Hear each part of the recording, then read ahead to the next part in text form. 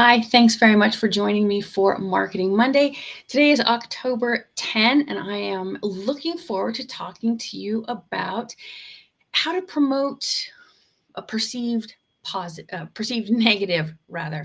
How to promote a perceived negative. This is a conversation that comes up fairly frequently in our industry, the industry of dispute resolution, the industry of conflict resolution, etc.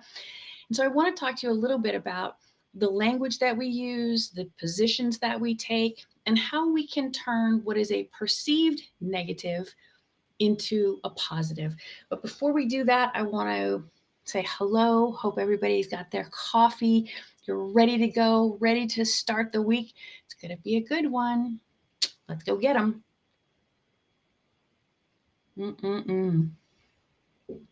Ooh, that's a good coffee. That's a good coffee. All right. So perceived negatives. It seems contrary. It seems to go against human nature to admit a problem, to admit a negative.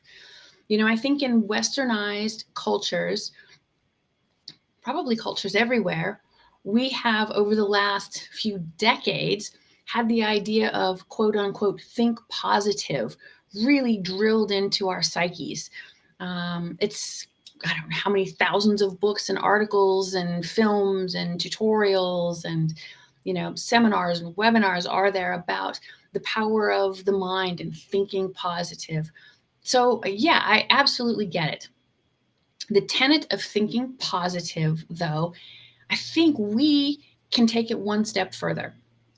We can, when we're talking about the conflict resolution industry or the dispute resolution industry, we can we can make the marketing of that apparent negative into something that really is a positive. And I know that it sounds a little bit strange, and I don't want to have an inappropriate surprise sort of sprung on anybody.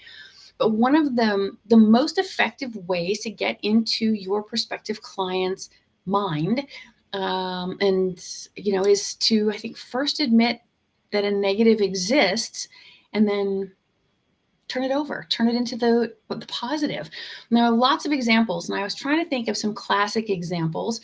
And what came to mind is, when I was a kid, there were advertisements for jams and jellies from a company called Smuckers. And their tagline was, with a name like Smuckers, it has to be good. Another one that I was remembering from when I was a child was about the Volkswagen Bug. And their tagline was, the 1970 VW will stay ugly longer, right? And then there was this ad for a perfume. I wasn't a huge fan of the actual perfume, but that aside, their tagline was great. It was joy, the most expensive perfume in the world. I just remember thinking, what's the deal here? Why is that seemingly over the top dose of honesty doing so well in marketing and promoting these things? And I think the reason is because candor can be really disarming. Every negative statement that you make about yourself is sort of instantly accepted as the truth. Positive statements, on the other hand, are looked at as maybe being dubious, right?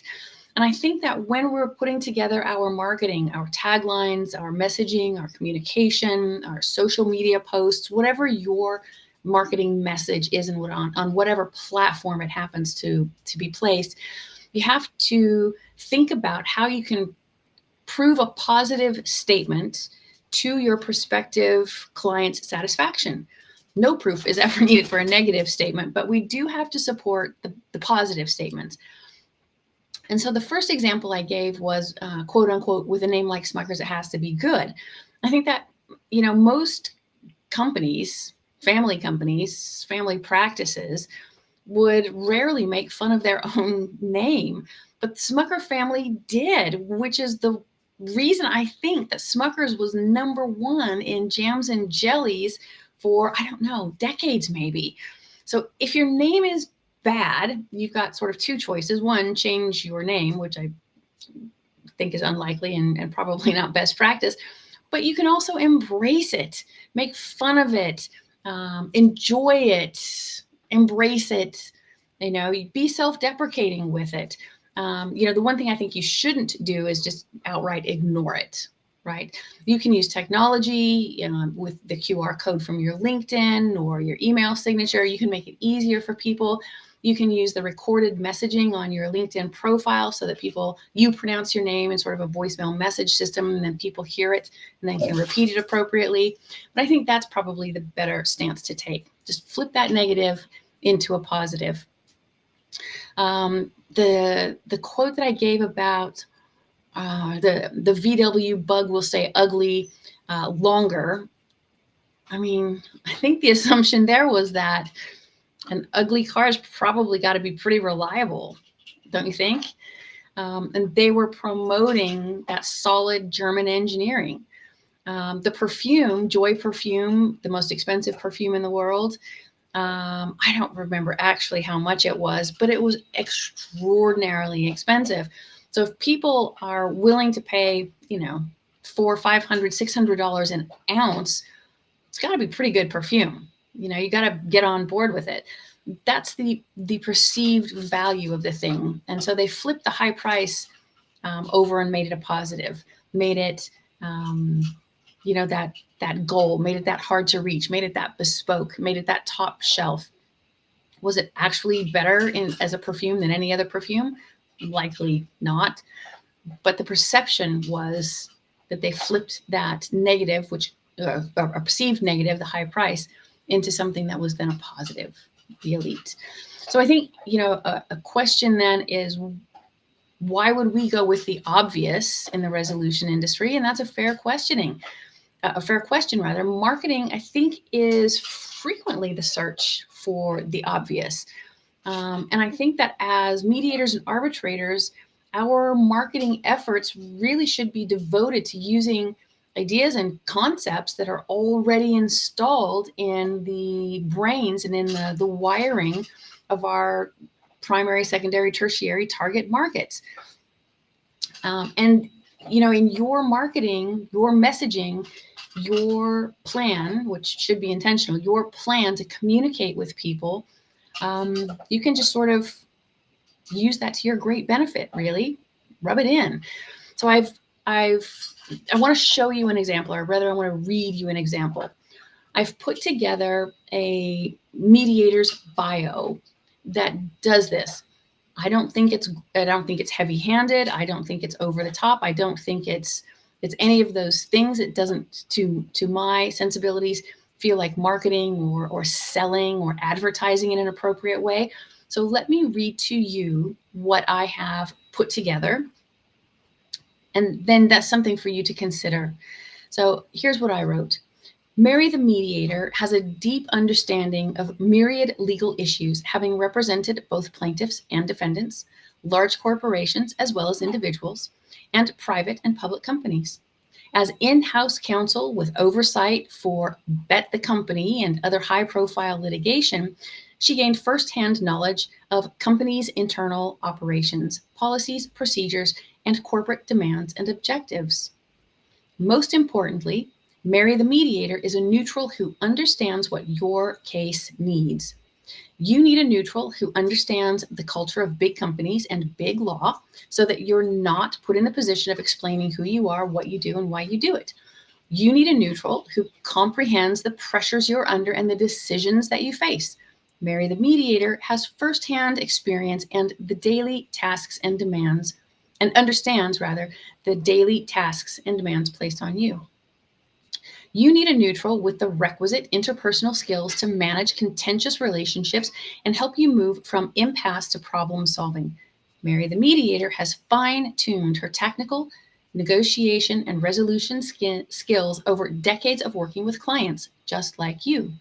You need a neutral who, through patience and tenacity, can help you find and draft a durable and reasonable solution, One of Mary the Mediator's notable skills is that she doesn't give up on helping you. She understands how important it is to keep channels of communication open, processes moving forward, and resolution within reach.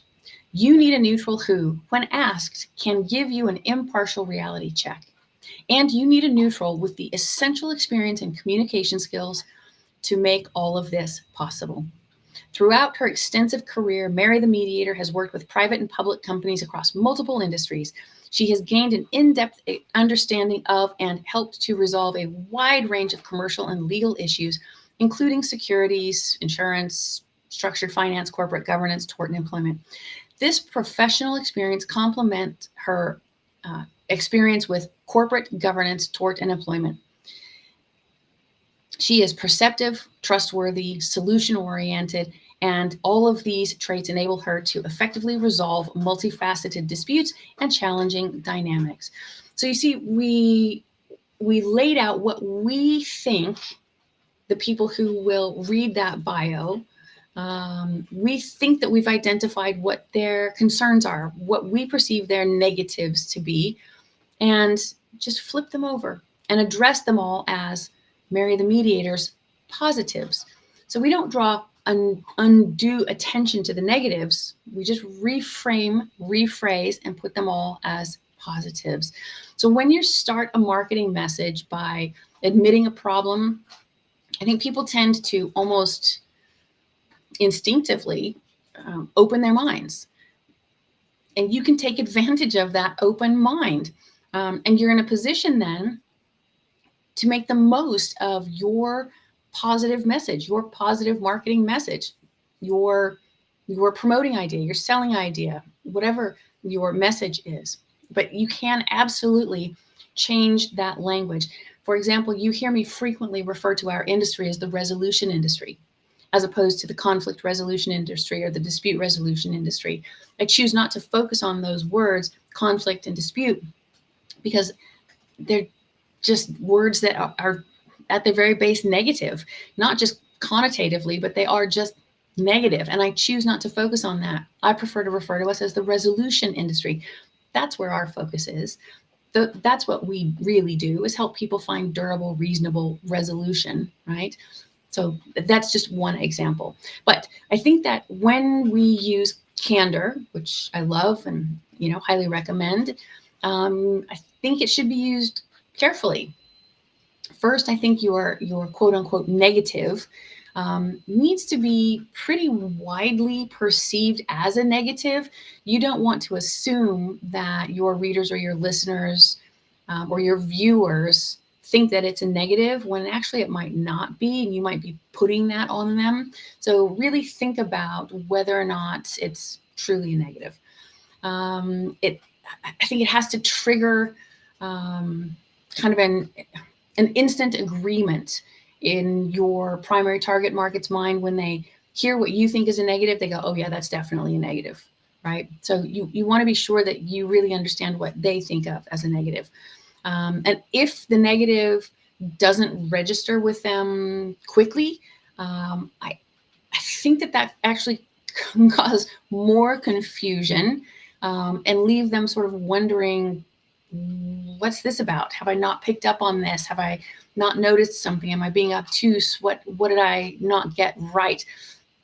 So when we think something is a negative, we need to be sure that it's truly a negative with our clients. And the best way to suss that out is just in communication. So as you are networking, as you're meeting, as you're talking, listen carefully to the language that people use, the phrases that they use, the situations that they apply those phrases and that language to, so that you can really get a sense of what they think of as negatives. And then you can just flip that over, remove the negativity, and put it in as a positive. I think that that's one of the better ways that we can help people understand what we do, how we do it, for whom, why we do it, and really put your work and our industry in a positive light. So that's all that I really wanted to talk about today on Marketing Monday. I really appreciate that you spend your valuable time with me. If there's something that you would like for me to address in future episodes, absolutely leave me a comment. Let me know. And if you're watching this on the YouTube channel, please give me a like or a subscribe so that I know that the content I'm giving you is what you're looking for and really resonates with you. I do pay attention to the analytics and the statistics so that I can, better refine the messages that I provide in Marketing Monday. But that's it for me. I hope that this was something valuable, something that, is going to help you out. If you have any challenges, problems, questions, etc., you know where to find me. Just let me know. And Paul, thank you so much for watching on Marketing Monday. Cheers to you, my friend. Take care, everyone. Be good humans.